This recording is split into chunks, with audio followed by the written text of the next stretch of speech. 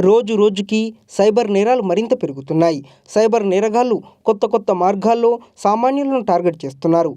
అమాయకులను భయభ్రాంతులకు గురి చేస్తూ కోట్లు కొల్లగొడుతున్నారు. ముఖ్యంగా ఇటీవల వీడియో కాల్స్, న్యూడ్ కాల్స్ నేరాలు విపరీతంగా పెరిగిపోతున్నాయి. తెలియని నెంబర్ల నుంచి వీడియో కాల్స్ చేస్తూ అందులో న్యూడ్ కనిపిస్తూ ఆ వీడియో కాల్ను రికార్డ్ చేస్తున్నారు.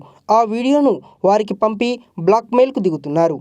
లక్షల్లో డబ్బు పంపాలని డిమాండ్ చేస్తూ పంపకపోతే వీడియో వైరల్ చేస్తామని బెదిరింపులకు దిగుతున్నారు. ఇలాంటి నేరాలపై ప్రభుత్వం అవగాహన కల్పిస్తున్నప్పటికీ కొందరు అమాయకులు మోసపోతూనే ఉన్నారు. అయితే ఈ సైబర్ నేరగాళ్లు చివరికి ప్రజాప్రతినిధులను కూడా వదలడం లేదు. తాజాగా తెలంగాణ కాంగ్రెస్ ఎమ్మెల్యే కూడా సైబర్ నేరగాళ్ల బారిన పడ్డారు. నల్గొండ జిల్లా నకిరేకల్ ఎమ్మెల్యే వేముల వీరేశం సెల్ఫోన్లోకి చొరబడి సైబర్ అటాక్ చేశారు. MLA Vemula Veeresham social media అకౌంట్లో నుండి ఫోటోలను సేకరించిన నేరగాళ్లు స్క్రీన్ రికార్డ్ పర్సనల్ నెంబర్ వాట్సాప్కి పంపి ఎమ్మెల్యేను బెదిరించారు.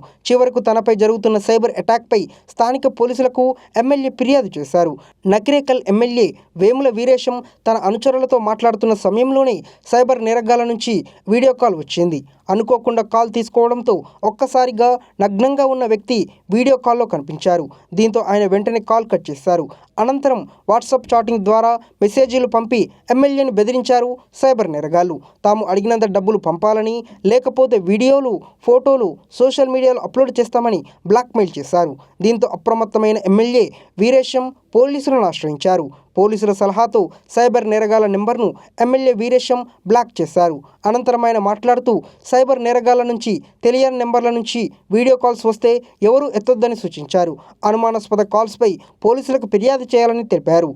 సైబర్ నేరాలను అరికట్టడంలో ప్రభుత్వం చాలా కఠినంగా వ్యవహరిస్తుందన్నారు. ఈ నేరాలకు పాల్పడేవారు ఎక్కడున్నా వదలబోమని హెచ్చరించారు. ప్రజల్లో చైతన్యం తేవడానికే ఈ ఘటనపై తాను పోలీసులకు ఫిర్యాదు చేసినట్లు ఎమ్మెల్యే వీరేశం వెల్లడించారు.